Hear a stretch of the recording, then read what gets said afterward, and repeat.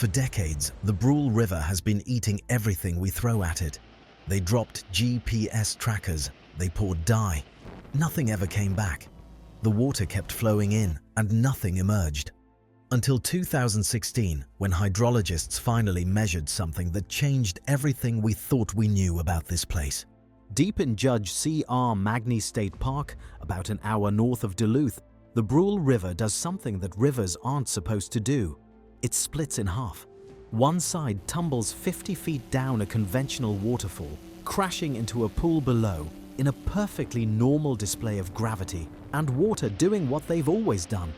But the other half pours into a smooth, rounded hole in the bedrock and vanishes. No mist, no sound of impact, just gone. Locals call it the Devil's Kettle.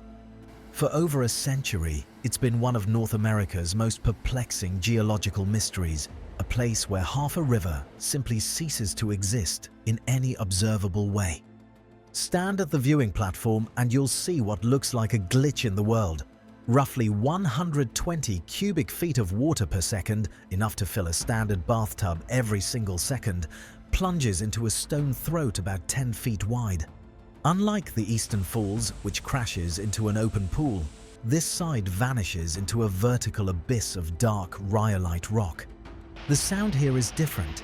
It's a heavy, rhythmic thrumming as the river beats against the walls of a subterranean chamber. On a bright summer day, you can see the white foam churn for a moment before it's pulled down into a darkness so deep that even high-powered lights can't find the bottom. It doesn't just flow. It's swallowed. People have been trying to solve this mystery since at least the early 1900s. The most popular theory? That the water traveled underground to Lake Superior, about 8 miles away. Some speculated it connected to a vast network of subterranean caves. Others suggested it might resurface in Canada. The more adventurous threw objects into the kettle to track where they'd emerge. Logs, colored dyes, ping-pong balls marked with phone numbers and promises of rewards. In the 1960s, rumor has it, someone even tossed in a car bumper, but nothing ever surfaced. This wasn't just a curiosity for tourists hiking the mile-long trail to see it. For geologists and hydrologists, the Devil's Kettle represented something genuinely puzzling, a place where the fundamental rules of water movement seemed to break down. Water doesn't just vanish, it has to go somewhere. Yet, here was a river that appeared to be doing exactly that. The mystery deepens when you look at what's beneath the surface, 1.1 billion-year-old rhyolite and basalt. This is a relic from a time when North America nearly fractured in two. Unlike soft limestone that surrenders to water or porous sandstone that drinks it up, rhyolite is stubborn. It's a dense volcanic fortress, about as permeable as a slab of granite. It should be impossible for a river to simply vanish into it. But our journey into understanding this phenomenon begins with a catastrophic failure of the North American continent itself.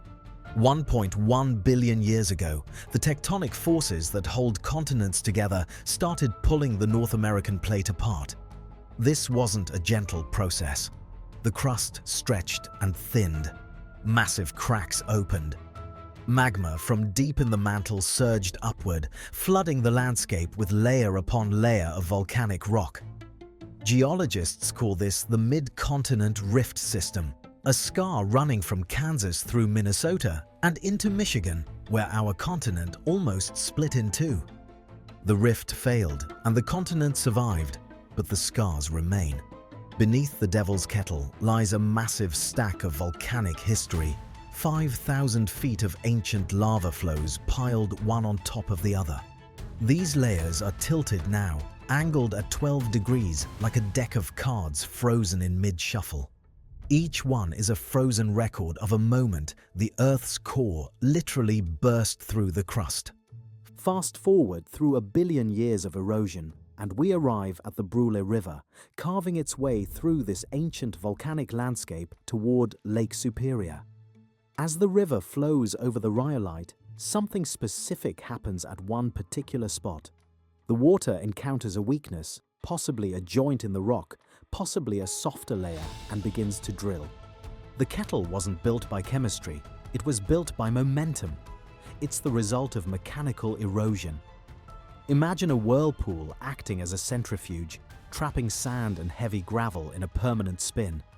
These trapped stones act as nature's drill bits, slowly scouring away the bedrock for thousands of years. The result is a perfectly smooth, deep-walled shaft, a pothole to geologists, but to everyone else, a giant stone cauldron. Meanwhile, the main waterfall on the eastern side is also eroding, but differently. It's cutting backward upstream, widening its plunge pool. The two features, the kettle and the plunge pool, are separated by a thin wall of rock at the surface. But below, that's where things get interesting. In 2016, Jeff Green, a hydrologist with the Minnesota Department of Natural Resources, decided to approach the mystery with a logic that was elegant in its simplicity. Don't chase the water, count it. Instead of trying to track where the water went, he would measure how much was actually disappearing. If the kettle really was draining to Lake Superior or some distant underground reservoir, the numbers would show a massive leak. To solve the mystery, Green and his team turned to cold, hard data. They placed high-precision gauges above the falls and below the kettle to track every single drop. The result? 123 cubic feet per second went in, and 121 came out. That tiny 2-point difference. In the world of hydrology, that's a rounding error, likely lost to spray or minor seepage. The conclusion was undeniable. The water wasn't vanishing into another dimension. It was right there, hiding in plain sight, just a few hundred yards downstream. The fact that this approach wasn't attempted earlier speaks to how easily we can be distracted by dramatic theories when a mundane explanation is waiting in the numbers. In early 2017, the mystery was finally stripped of its magic.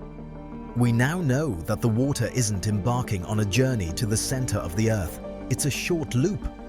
The base of the kettle connects directly to the plunge pool below, funneling the lost river through a submerged tunnel and back into the light. But this raises an obvious question. If the water comes back, why don't the ping-pong balls? To understand why nothing ever comes out, you have to imagine the environment inside that plunge pool. It is a world of pure turbulence. The force of the 50-foot drop creates underwater vortices that act like a liquid cage. Heavier objects are pinned to the floor by thousands of pounds of pressure, while lighter ones are battered in every direction. If you toss a ball in, it isn't floating. It's being recycled through a gauntlet of rock and water until there's nothing left to find. Think of it like a washing machine on a violent spin cycle, except the machine is made of rock, powered by thousands of gallons of water per minute and never stops. Anything larger than a water molecule that enters this system faces forces that can tear it apart or hold it underwater indefinitely. The Devil's Kettle is a masterclass in geological illusion. To our eyes, it's a glitch in the world, a solid rock wall and a river vanishing into the void. But our eyes only see the surface. Beneath the foam, the rock isn't a barrier, it's a doorway. The most incredible part of the mystery is how long it survived in plain sight. This is a popular landmark in a busy Minnesota State Park, not some hidden anomaly in the Amazon. Thousands of people stood on that platform for decades, watching the river vanish, and yet we didn't have a definitive answer until 2017. It took modern hydrology and the start of the 21st century to finally outsmart a hole in the ground. But even with the where solved, the how remains a dark zone.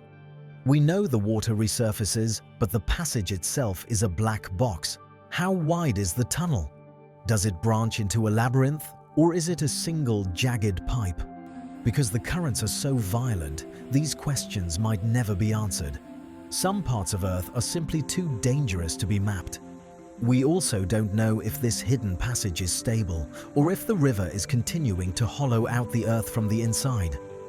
Geological processes operate on timescales that make human observation nearly useless. What looks permanent to us is often just a transition. Eventually, the rock wall between the kettle and the plunge pool may simply collapse.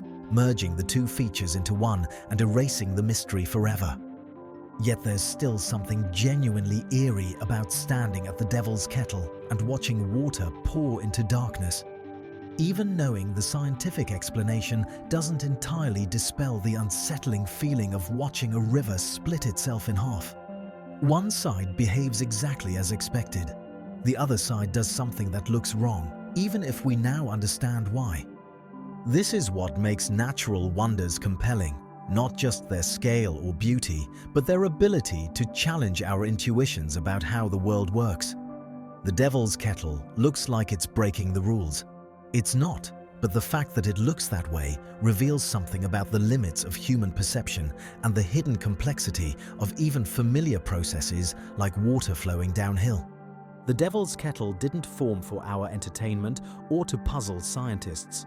It formed because water, given enough time and the right geological conditions, will exploit any weakness in rock. It formed because 1 billion years ago, North America tried to split apart and left behind layers of volcanic rock. It formed because erosion is patient and relentless, carving potholes and plunge pools that eventually connect in ways we can't see from the surface. What remains is a feature that looks impossible but isn't. A reminder that Earth operates according to physical laws that don't care whether we understand them or not. The water keeps pouring into the kettle. It keeps rejoining the river below. And somewhere in that violent hidden passage between the two, ping-pong balls and GPS trackers rest in pieces, casualties of forces we're only beginning to measure. If Earth's hidden processes fascinate you as much as they do me, subscribe to explore more mysteries where what we see and what's actually happening tell two completely different stories.